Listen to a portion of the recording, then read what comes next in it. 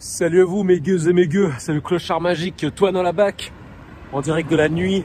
La nuit est sombre, la nuit est là, la nuit c'est moi, enfin je sais pas quoi dire.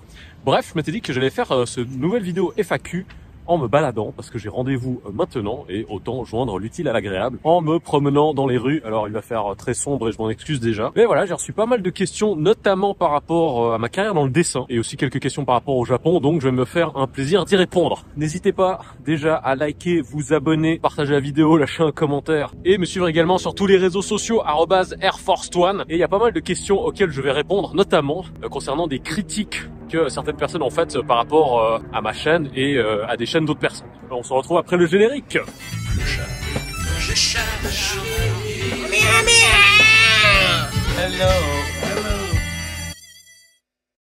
Bon retour à vous mes gueuses et mes gueux. La balade continue dans la nuit. Alors je suis désolé, hein, c'est une tentative, c'est une expérience, donc je sais pas vraiment ce que ça va donner. Bref, première question, comme promis, c'est donc Audi qui m'a posé pas mal de questions, donc grand merci à toi.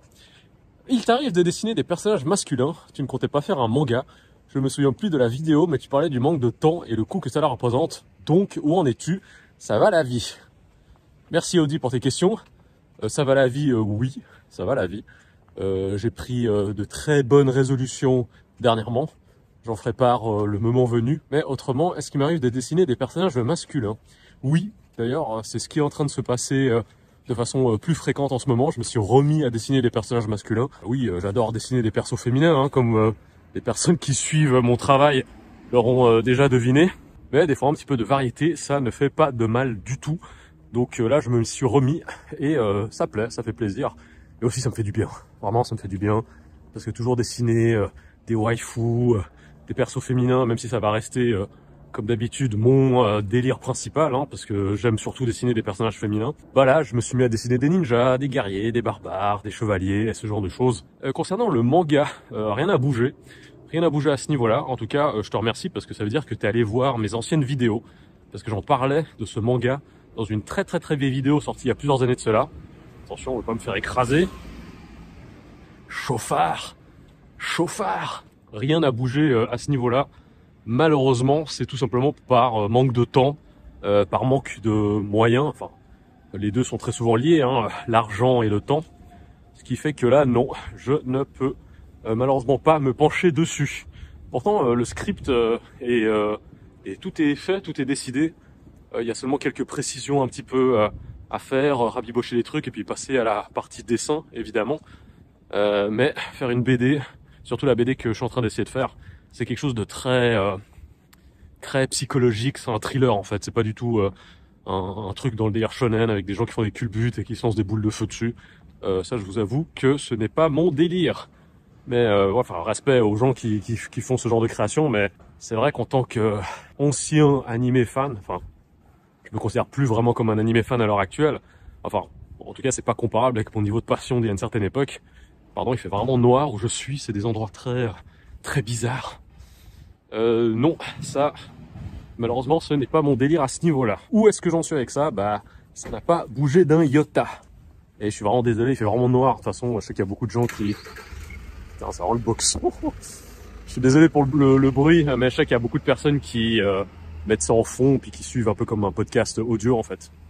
Merci en tout cas Audi pour ta question. Là, je pense que trouver un endroit un peu plus éclairé, ça va être dead. Je suis vraiment dans des petites rues avec des habitations et tout, donc mais bon, ça peut vous donner une idée de la vibe. C'est vraiment Tokyo by Night résidentiel. Alors, prochaine question qui est de Ousmania79. Est-ce que tu es déjà allé à Hiroshima? Et si ce n'est pas le cas, est-ce que c'est sur ta liste? Ce serait en tout cas intéressant de voir un de tes vlogs dans cette ville martyre. Alors oui, je suis déjà allé à Hiroshima et c'était il y a très longtemps de cela, c'était en 2009, lors de mon premier voyage au Japon. Et j'avais bien aimé. Je garde un souvenir assez ému de mon voyage là-bas. On avait passé une très bonne soirée avec mon frère et des filles qui faisaient leur arbaito, donc c'était des étudiantes certainement qui bossaient. Donc nous, on avait bien rigolé, tout le monde picolait, tout le monde s'amusait. Puis ce qui était intéressant, c'est que pour nous aussi, c'était parmi les premières fois qu'on échangeait vraiment avec des locaux. Donc c'était en 2009 et c'est une ville qui m'a énormément marqué et je compte y retourner. Je compte y retourner dans le courant de cette année. J'aimerais aussi aller à Onomichi, qui est une petite ville en bord de mer, qui est vraiment qui est à côté de Hiroshima. Et voilà, ça va être un petit peu un trip des souvenirs. Et j'aimerais aussi retourner à Nagasaki. Nagasaki qui est également une ville martyre et qui m'avait énormément marqué à l'époque, parce que j'y étais aussi allé en 2009. C'est l'histoire notamment de Takashi Nagai, un ancien médecin qui est finalement décédé du cancer suite à la bombe qui était tombée sur la ville, qui m'avait énormément marqué. Attendez, je vais voir si je peux passer par là. C'est un petit parc un peu glauque d'ailleurs. Et oui, j'aimerais bien y retourner, puis si c'est l'occasion de faire un vlog, avec grand plaisir. Ah non, mais là c'est pas possible ici, je pense qu'en pleine nuit, il doit y avoir l'esprit d'un enfant qui fait bouger cette espèce de panda à bascule, ce qui semble être des chiottes, juste là. L'un de mes souvenirs de parc bad trip dans lesquels je m'étais... Oh putain. Ah non, mais en fait, attendez, ah oui, c'est une statue. Et j'ai trop cru, depuis là où je suis, j'ai trop cru que c'était un enfant qui était posé. Mais attendez, franchement, j'ai les boules. Oui, c'est une statue. Mais c'est... franchement, dans le noir, c'est glauque. C'est très glauque dans le noir. Là, je sais pas si on peut voir suffisamment avec la luminosité. Mais c'est la statue d'une petite fille, apparemment avec un oiseau dans la main. Ah ouais, j'ai vu ça de loin, ça m'a fait peur, quoi. Donc voilà, ça c'est un peu le vrai Tokyo, on va dire, qui est un Tokyo résidentiel qui est loin des centres urbains et bruyants. Là, vous voyez la vieille balançoire et le vieux toboggan. Ça c'est vraiment des trucs, ça doit être là depuis les années 80, quoi. Et avec les vieilles habitations. Et c'est quand même marrant parce que l'essence des films d'horreur, du lore horrifique japonais, il y a toujours cette espèce d'ambiance verdâtre. Enfin là, je pense que vous voyez au niveau de la luminosité, c'est très vert, jaune, sombre en fait. Et c'est quelque chose qu'ils ont très bien réussi à rendre dans des jeux comme Forbidden Siren, enfin ces heures avec cette vibe, et puis The Ring aussi évidemment. En tout cas, merci pour tes questions, Ousmania. Question suivante de Toine le BG. Oui, alors merci. J'imagine que voilà, c'est en dédicace à moi, j'apprécie. Je me suis rematé tes FAQ et je me demandais comment as-tu eu un niveau en dessin impressionnant sans avoir été à l'école. Du style Leima. Je sais pas ce que c'est Leima, je connais Heima de Cameron. Et donc, en autodidacte, comment t'es-tu pris pour progresser? Me dis pas que t'as juste dessiné et que c'est tombé comme ça, pitié, voilou. Alors, mon cher Toine le beau gosse, merci pour tes questions et merci pour ton pseudo, ça fait plaisir. Pour ce qui s'agit du dessin, j'ai jamais pris de cours, hormis les cours qu'on avait à l'école primaire, ou encore quand j'étais au lycée. J'ai fait une spécialisation art, mais c'était rien de vraiment particulier, quoi. C'est pas quelque chose qui m'avait forcément poussé dans mes derniers retranchements en tant qu'artiste. C'était juste participer à des ateliers. C'était hyper cool, hein. Attention, c'était hyper cool. C'était pas académique, quoi. C'était vraiment expression de soi-même. Et d'ailleurs, le cours s'appelait média mixte. Donc en gros, on pouvait faire tout ce qu'on voulait. On avait juste à laisser cours à notre imagination et notre créativité. Sinon, pour le dessin, moi, ça a toujours été un hobby à la base, hein. Depuis que je suis petit, j'ai toujours dessiné. Mon frère dessinait extrêmement bien. Mon père aussi dessinait très bien. Et je pense que c'est tout simplement en ayant voulu faire comme eux que je me suis mis à dessiner. Et puis le truc qui était assez cool, c'est que moi, je me rappelle, la réputation de mon frère quand on était notamment à l'école primaire, c'était assez incroyable. Tout le monde disait ah machin, Nam, donc Nam c'est mon grand frère, il dessine trop bien et tout, il fait des dessins de Dragon Ball, etc. C'est quelque chose que je trouvais vraiment stylé et c'est juste comme ça que je m'y suis mis. Voilà, donc il n'y a pas une légende bizarre, formidable par rapport à ça.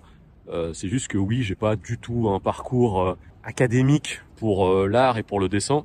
Moi, mes seules études, c'est des études universitaires classiques, on va dire. J'étais en sciences politiques. J'ai donc un diplôme en sciences politiques, j'ai un bachelor. Et j'ai un master en sciences de la communication avec une mention journaliste. Rien ne me prédestinait à être artiste et à faire du dessin mon métier. Merci à toi, Toine le beau gosse. Question suivante. Toine le Non mais c'est pas possible. Toine le merveilleux. Est-ce que c'est la même personne qui a créé plusieurs comptes avec des pseudos différents? Et c'est pas moi, hein. Je vous promets que je m'aime bien, hein, je m'aime beaucoup, mais pas au point de créer des comptes supplémentaires avec ça. Alors, Toine le merveilleux, pourquoi t'es-tu lancé dans le hentai? Dans une vidéo, tu disais créer un Patreon dans le but de financer ton manga, si je me trompe pas. Je me fais question, réponse, lol. Alors, je te renvoie à la réponse que j'avais faite à Audi pour la question du manga. Maintenant, le Patreon, c'est devenu une façon pour les gens, tout simplement, de me donner un coup de main et de soutenir mon art. Voilà, c'est-à-dire que si vous vous inscrivez à Patreon, tous les mois, vous allez recevoir des tonnes de fichiers. Enfin, ça se compte en gigas. Il y a des fichiers Photoshop, il y a des fichiers HD, il y a des dessins non censurés, il y a des work in progress, il y a des sketchs, etc. C'est très très riche. Et en fait, c'est juste une façon pour les personnes qui aiment mon art ou l'artiste que je suis, ou les deux, hein, de donner un petit quelque chose. Donc, pour plus d'informations, le lien est dans la description de toute façon. Mais les inscriptions, j'en profite pour donner quelques détails. Il y a 3 types d'inscriptions. Il y a un abonnement à $2 par mois, qui est donc l'accès à des behind the scenes, l'envoi de fichiers en HD qui sont des sketchs, des dessins en noir et blanc et tout.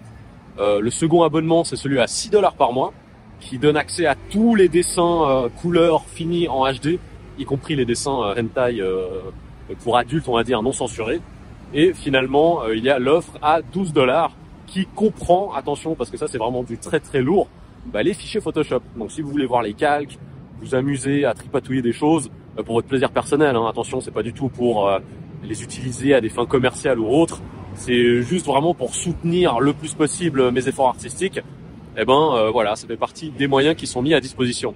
Et en effet, moi j'ai toujours dessiné du hentai depuis je sais pas combien de temps. Je dirais que j'ai vraiment commencé en 2010, tout en poussant surtout la chose en 2016. Ouais, on va dire que ça fait 10 ans de hentai dans les pattes.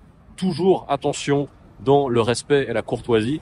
Et tous les personnages que je dessine sont bien évidemment consentants à tous les niveaux. Il n'y a rien qui est fait sous la contrainte, il n'y a rien de bizarre. Ce sont des gens qui prennent plaisir dans leur intimité. Merci à ta question, Antoine le Merveilleux, mais en tout cas, voilà.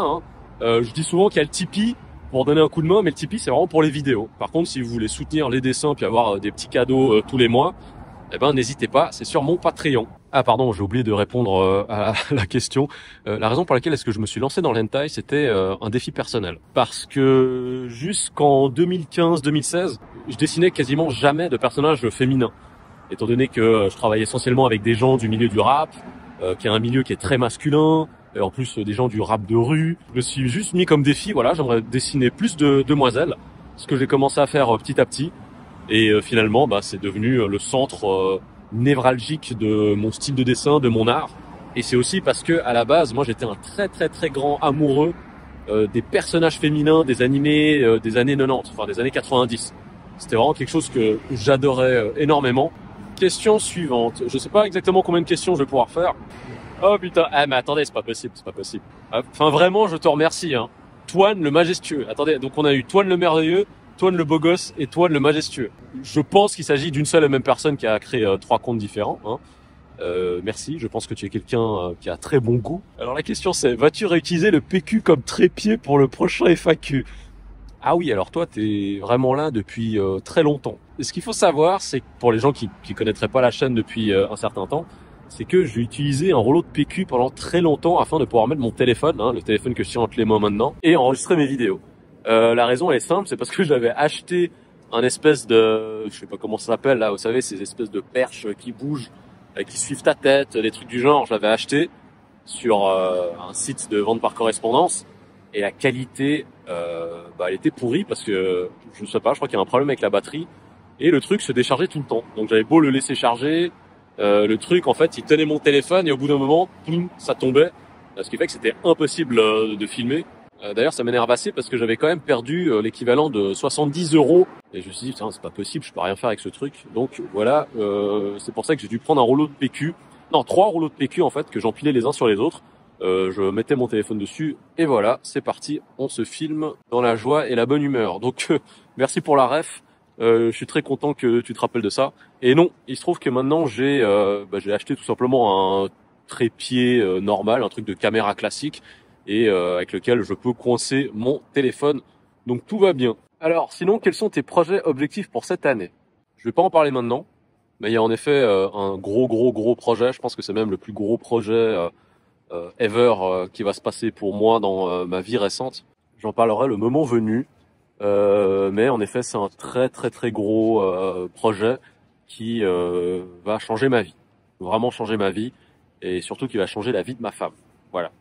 Si jamais, dites dans les commentaires ce que c'est, si vous avez des suppositions ou autres, n'hésitez pas. Ensuite, c'est toujours toi le majestueux, qu'est-ce que tu dis? Je me demande si avec toutes tes vidéos de dégustation, tu n'envisageras pas de faire un restaurant. Toi qui dans une vidéo FAQ a dit que le métier de cuisinier aurait pu t'intéresser si tu ne faisais pas prof d'anglais. Voilà, ce sera tout pour les 3-to-1 fanatiques. Ah d'accord, c'est bien ce que je me disais, c'est la seule et même personne, hein, pour Toine le beau gosse, Toine le merveilleux et Toine le majestueux. Merci 3-to-1 fanatique. Alors pour la question de cuisinier, alors j'ai trop de respect pour le métier de cuisinier pour me dire que je vais ouvrir un restaurant ou quelque chose de ce genre-là. Je pense que je suis pas non plus un très bon businessman, donc je pense que si j'essaie d'ouvrir ce genre d'établissement, ça va pas le faire du tout. Mais en tout cas, faire quelque chose de plus porté sur la bouffe, oui, avec grand plaisir.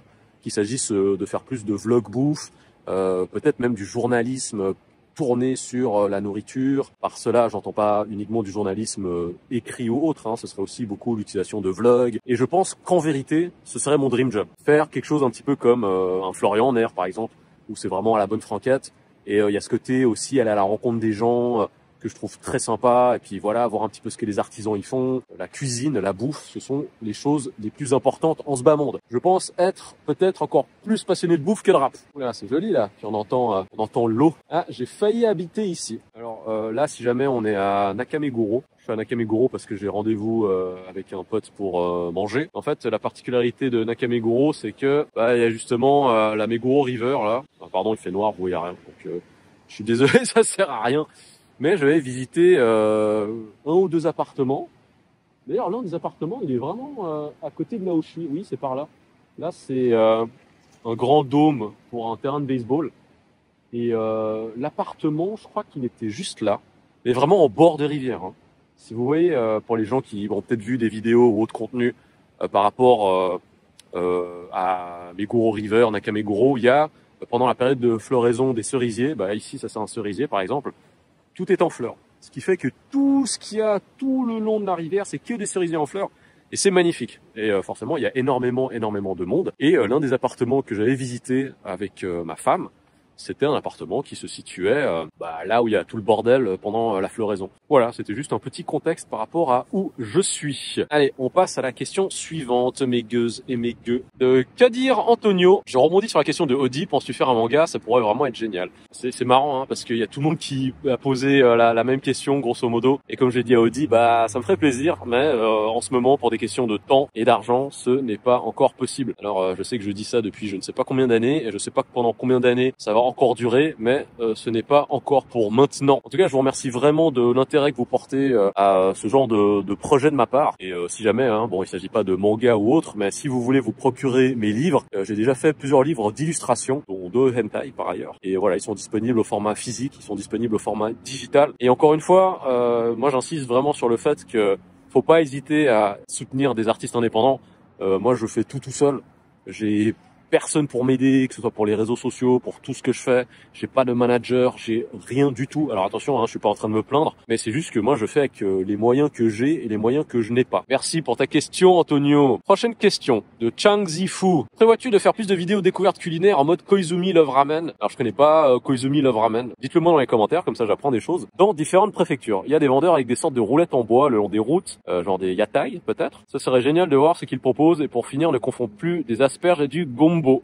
Okra. Ah, ok, je vois ça. La dernière remarque, c'est en référence à une vidéo que j'avais faite où j'étais dans un restaurant et l'entrée du resto c'était un frigo.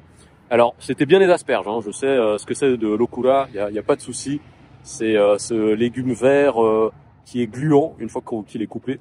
Mais non, c'était bien des asperges, je peux le dire, et mon pipi peut aussi le dire. Des vidéos découvertes culinaires, oui, alors ça, encore une fois, ça dépend essentiellement du temps et des finances. C'est pas l'envie qui m'en manque. Hein. Comme je le disais avant, moi je vous avoue, ce serait mon kiff le plus total, le fait de pouvoir juste voyager, aller manger des plats dans différents pays, pas seulement au Japon, et puis par la suite, en parler, le partager avec les gens, ça, vraiment, je kifferais, mais absolument à fond. C'est pas possible, pas pour le moment.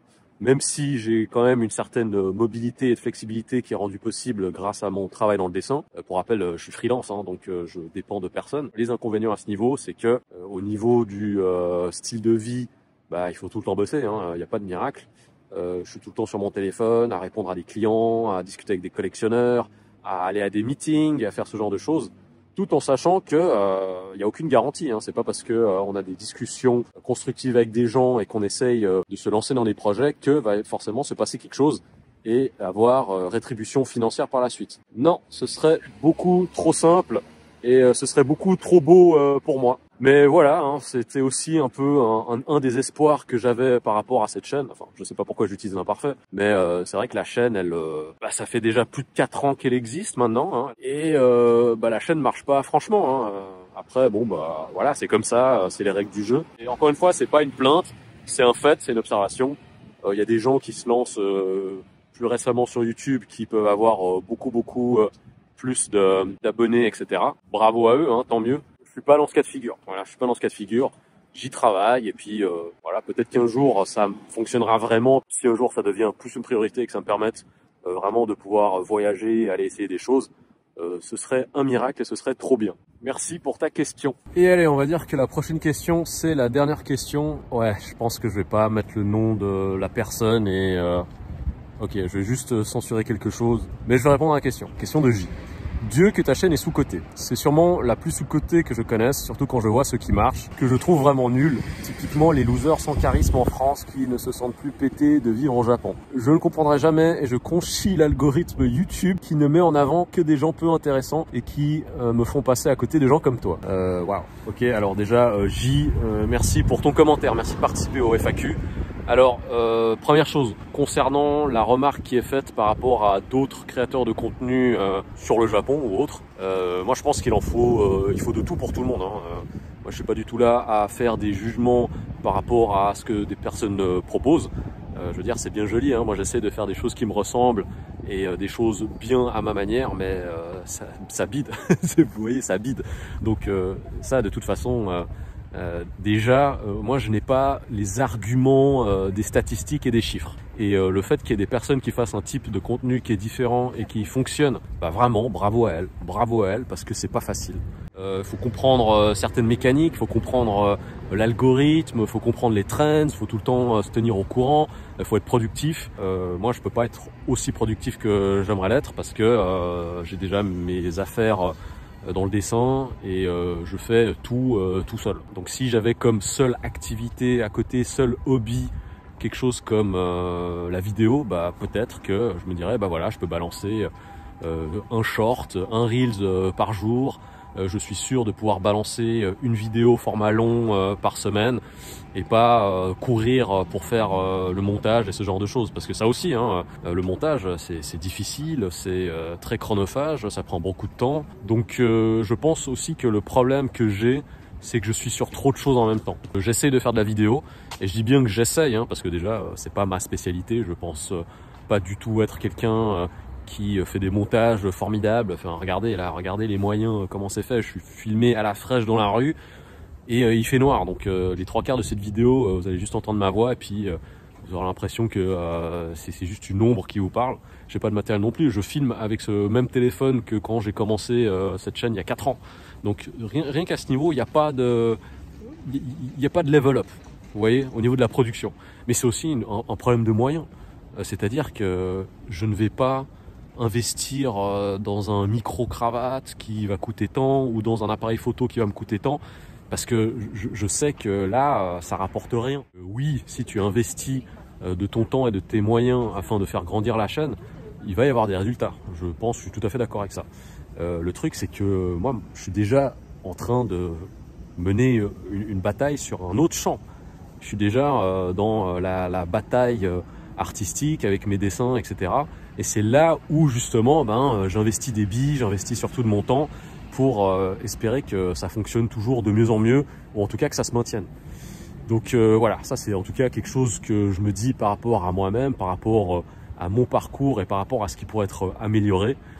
Oui, il y a une faute de moyens, il y a une faute de productivité. Certaines personnes diront « Ah, mais c'est parce que tu veux pas te donner les efforts et tout ». Peut-être, mais pour moi, c'est juste que si je fais un calcul investissement-retour, tout en sachant que je suis déjà en train de mener une guerre ailleurs, je peux pas faire la guerre à 2 endroits en même temps. C'est pour ça que la chaîne, pour moi, ça me fait hyper plaisir de faire des vidéos, ça me fait hyper plaisir d'avoir cette communauté, d'autant plus que vous êtes la seule communauté francophone que j'ai. Tout ce qui est vidéo, c'est les seuls trucs que je fais en français. Tout ce qui est dessin, ma communauté, elle est principalement aux États-Unis.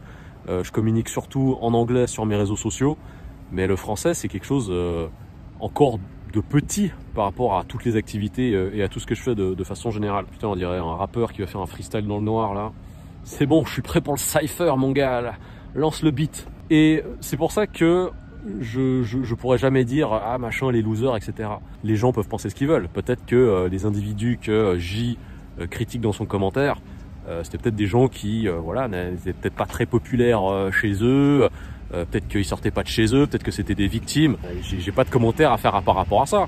Par contre, si ils viennent ailleurs et ils font des vidéos et que ça marche, ils arrivent à faire de la thune et acheter des maisons, à mettre bien leur famille ou j'en sais rien, mais mec, tant mieux, tant mieux.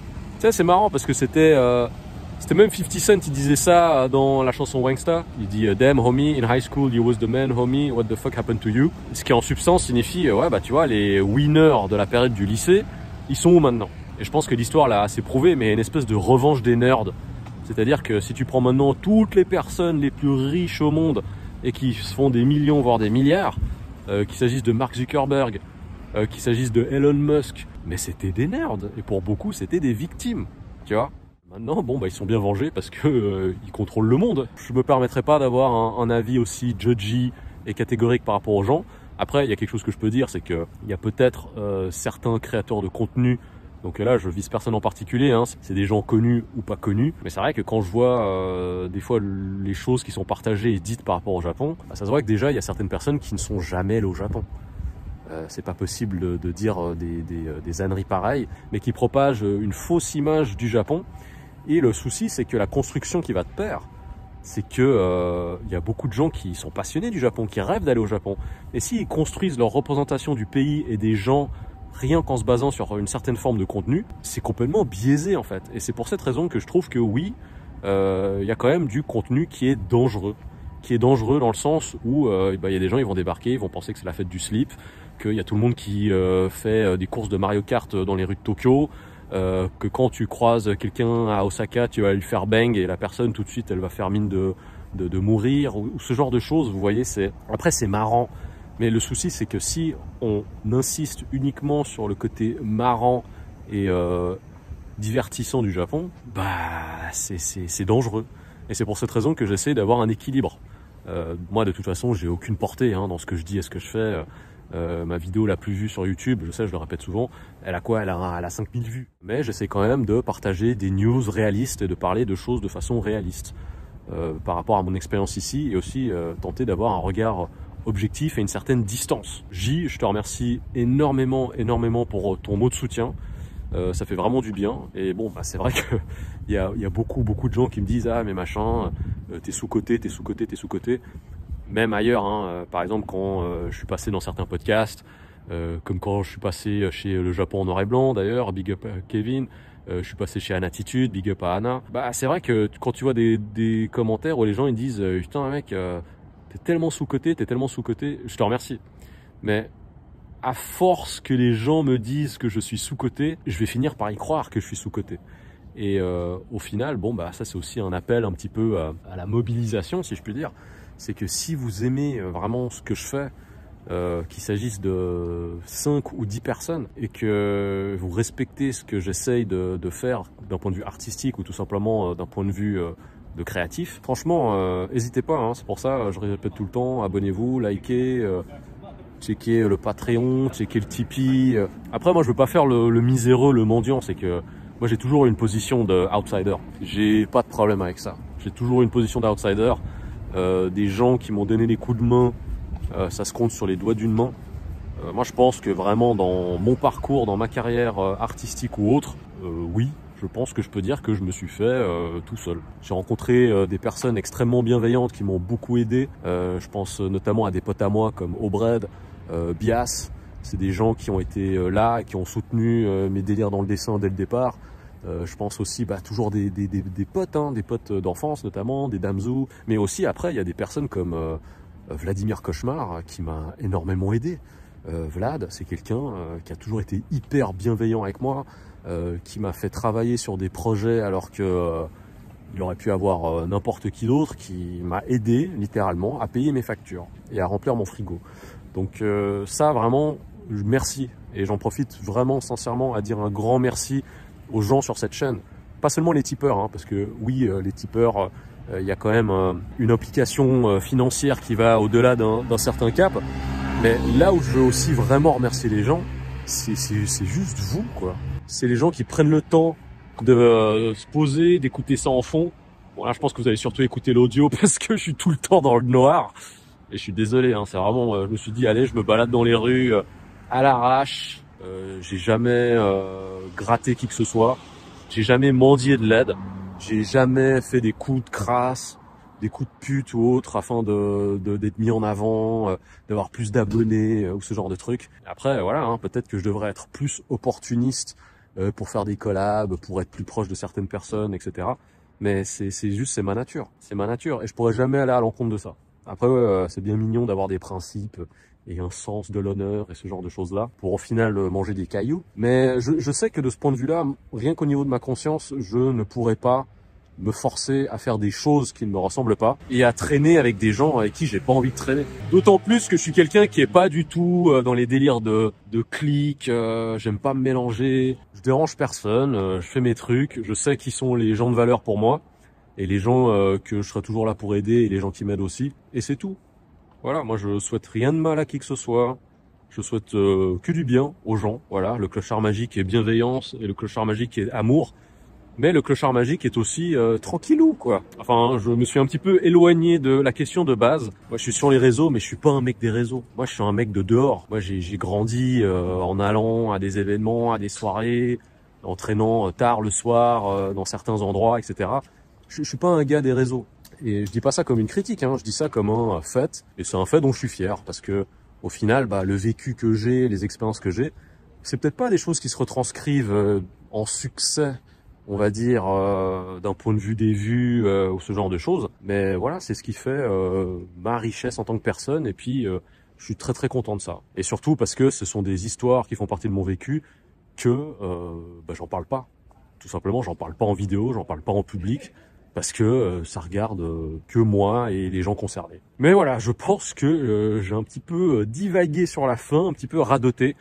Juste pour terminer sur cette question, hein, vraiment la dernière remarque, je pense qu'il y a de la place pour tout le monde, il y a de la place pour tout type de contenu. Après, s'il y a un truc que t'aimes pas, bah tu ne le regardes pas. C'est aussi simple que ça. Et pour moi, c'est exactement ce que j'applique. S'il y a des choses qui m'intéressent pas, bah je n'ai pas le temps et le luxe de pouvoir même maugrer par rapport à ces choses-là. Voilà, c'est tout. Il y a de la place pour tout le monde et il y a de la place pour le clochard magique. Et même si pour le clochard magique, bah sur 1 million de personnes, bah il y en a 5, bah tant mieux. Je suis très content comme ça, que ça continue gentiment mais sûrement. Donc je pense que je vais mettre fin à cette vidéo dans le noir, à ce FAQ expérimental dans les rues de Tokyo la nuit. Dites-moi dans les commentaires ce que vous en pensez. Mais je pense que les commentaires ils vont être assez clairs. C'est genre ah mec, c'est quoi là? Il fait tout noir, on voit rien.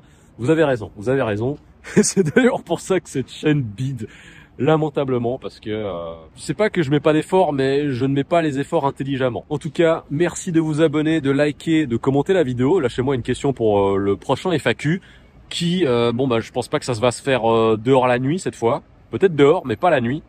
Et voilà, n'hésitez pas à me suivre sur les réseaux sociaux @airforce1, je suis partout. Et puis aussi, hein, comme j'en ai parlé longuement dans la vidéo, il y a toujours d'autres moyens d'aider. Voilà, si peut-être il y a un livre que vous aimeriez offrir à quelqu'un ou à vous-même, ou peut-être voilà, participer au Patreon, au Tipeee, ou peut-être acheter aussi un t-shirt avec un de mes dessins dessus. Il y a énormément de façons de faire. Et d'ailleurs, je remercie beaucoup les gens, les quelques personnes qui ont déjà acheté mes livres et qui ont déjà acheté certains de mes produits dérivés. Vraiment un énorme merci à vous. Vraiment merci, parce que ça ça me met vraiment du baume au cœur. Merci beaucoup. Voilà, c'était le clochard magique la nuit et je vous fais des bisous.